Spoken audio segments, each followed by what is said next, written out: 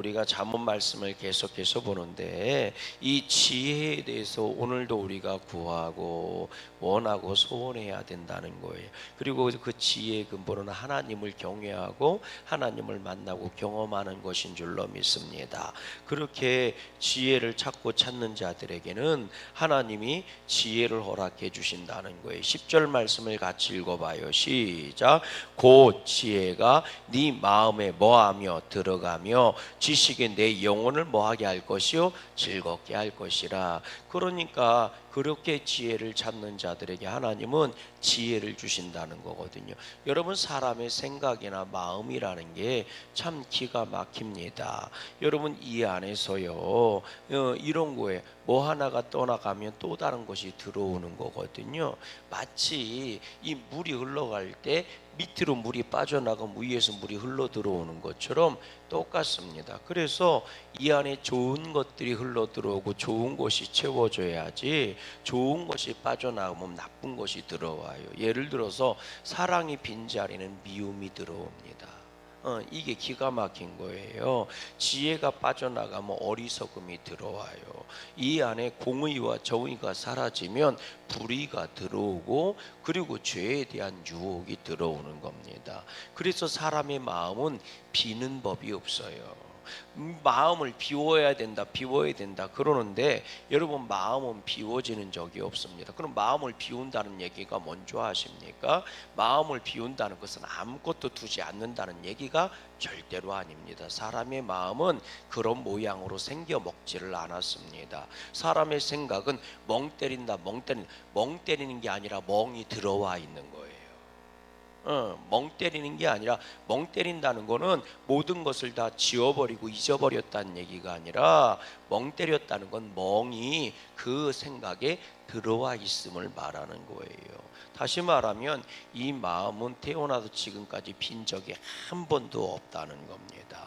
그래서 그럼 비운다는 얘기가 뭐냐? 악한 것을 버리고 선한 것을 채운다는 게 비운다는 뜻이에요. 미움을 버리고 사랑을 채운다는 겁니다. 사랑도 미움도 다 버려요. 그럼 또 다른 것이 이 안에 들어오는 거예요. 내가 남을 베풀고 선한 마음을 버리면 이 안에 욕심이 들어오는 거예요. 그러나 욕심을 내려버리면 선한 마음이 들어오는 겁니다. 빈 적이 한 번도 없다니까요.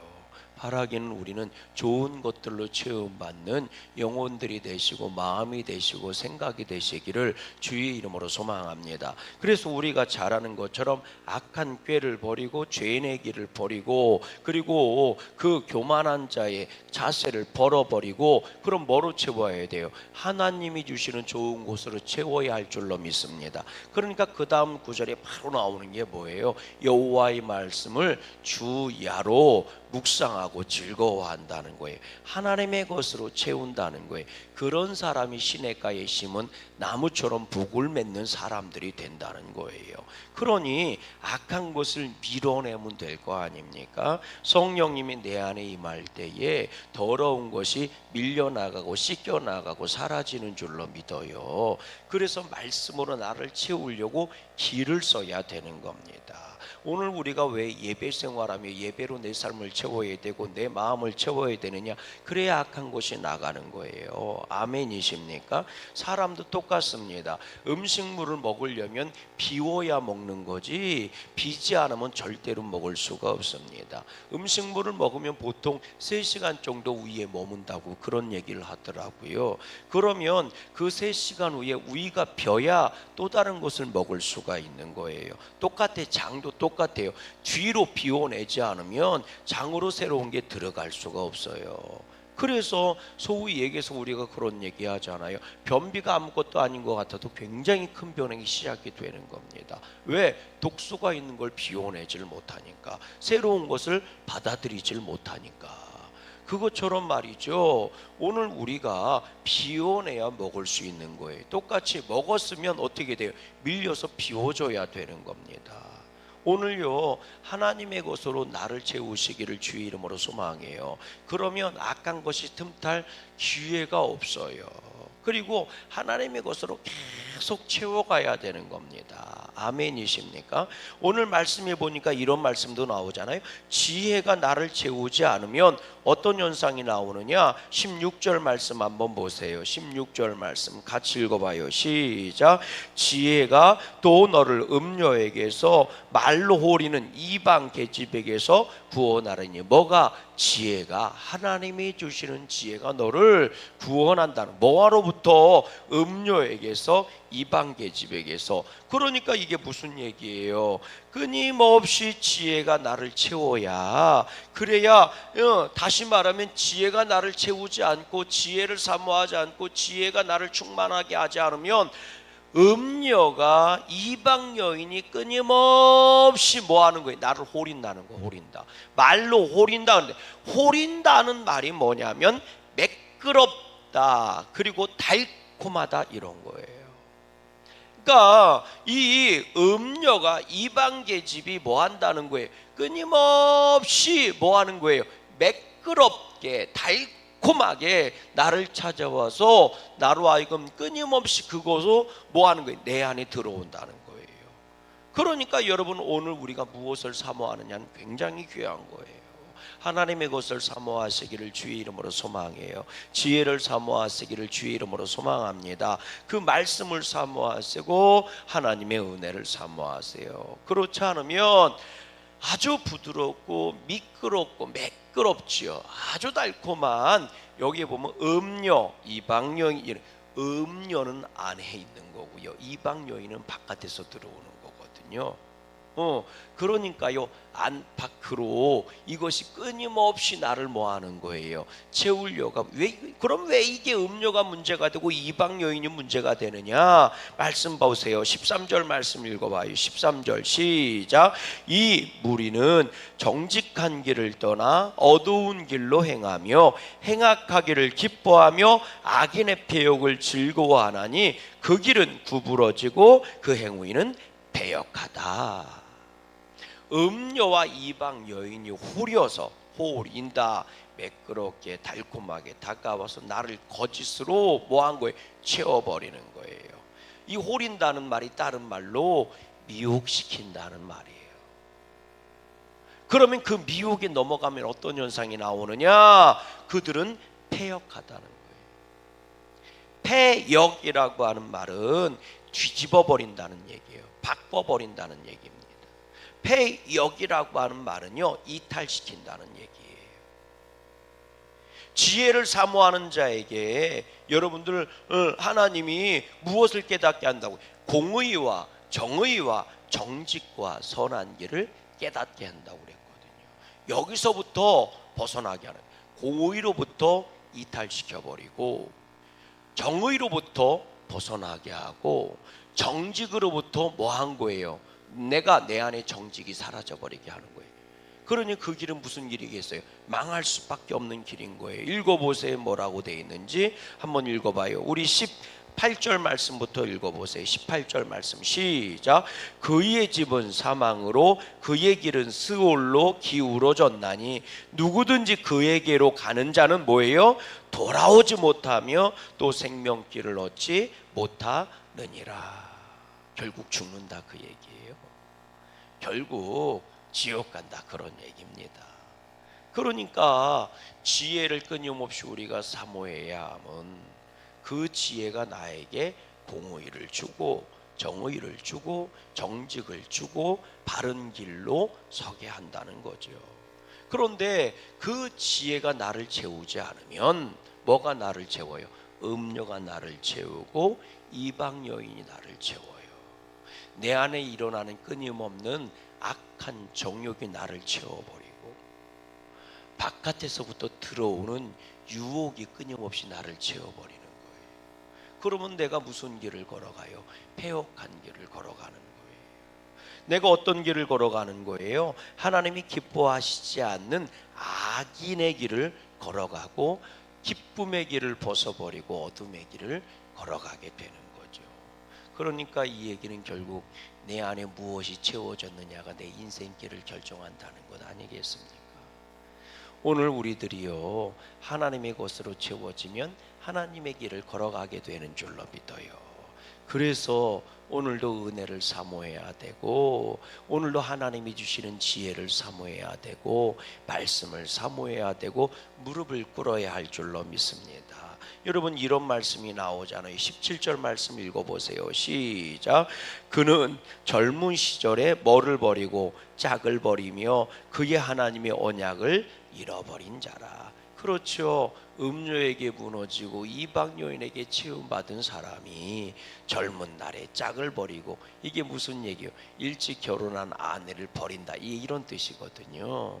그러니까 이게 근본을 버리고 본질을 버리고 뭐에? 세상 유혹에 넘어간다는 거예요. 여러분, 우리 흔히 이런 말 하죠. 사람들이 다 그래요. 사람들이 다 그래요.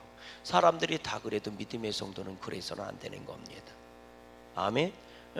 그게 정답인 거예요. 우리는 사람들이 걸어가는 길을 걸어가는 게 아니라 주님이 걸어가신 길을 걸어가는 거예요. 우리는 가끔 이걸 잊어버리고 사는 것 같아요. 사람들이 다 그렇게 말해요. 사람들이 다 그렇게 말해도 믿음의 성도가 해야 할 말은 그리스도께서 하신 말씀을 하는 겁니다. 그게 정답이에요. 근데 우리들은 자꾸 사람들이 다 그런다는 말로요, 나도요 면피를 하려고 그래. 나도 사람이니까 어쩔 수 없어요. 자꾸 이런 얘기를 하려고 하는데, 그렇지 않아요. 사람이니까 어쩔 수 없었어요 라고 이해는 구하는데, 그래요, 그럴 수도 있겠지. 그러나 그대는 그리스도인입니다. 아멘. 그리스도인이라고요. 그리스도로 채움받은 사람이라고요. 그러니까 사람들이 다 그런다고 사람을 따라가는 게 아니에요. 그 길은 멸망으로 가는 길이다, 주님이 선언하셨잖아요. 그러니 너희는 누구를 따라와야 돼요? 나를 따라와야 돼요. 내가 길인 거예요. 그러니까 사람들이 다 그래도 믿음의 성도는 그래서는 안 되는 거예요. 말씀 읽어보세요. 다시 한번 보실래요? 13절 말씀 읽어보세요. 13절입니다. 13절 시작. 이 무리는 정직한 길을 떠나 어두운 길로 행하며. 무리라고 그러잖아요. 무리는 뭐예요? 많은 사람들을 말하는 겁니다. 적은 사람은 무리라는 표현을 쓰지 않아요. 무리라고 하는 건 많은 종류, 많은 사람들을 말하는 거예요. 그 많은 사람들이 정직한 길을 버리고 어디로 가요? 어두운 길로 간대잖아요. 그런 사람들이 다 그러니까 나도 그렇게 하면 되겠네, 아니잖아요. 그러니까 사람들이 다 그래요. 사람들이 다 그렇게 말해요. 그런다 할지라도 너는 그러면 안 되는 거예요. 나는 그러면 안 되는 거예요. 우리는 그러면 안 되는 거예요. 아멘이십니까? 교회는 세상에 있어도 세상에 속한 것이 아니라 세상을 인도해 가는 곳입니다. 아멘. 구원의 통로가 되는 곳이라고요. 그러니까 교회가 세상을 따라가면 안 돼요. 세상이 교회를 따라오게 해야 되는 거지. 할렐루야. 오늘 우리 양구감리교회 성도님들은 믿음의 자리를 지키고, 할렐루야, 나는 세상에 속해 있어도 주님이 나를 세상에 보내신 것은 세상을 구원하고 변화시키라고 보내신 거지. 그러니까 이 얘기를 신약으로 들어오면 바울이 로마서에서 이렇게 얘기합니다. 너희는 이 세대를 본받지 말아라. 너희는 이 세대를 본받지 말아라. 하나님의 선하시고 기뻐하시고 온전한 뜻이 뭔지 구분해라, 깨달아라.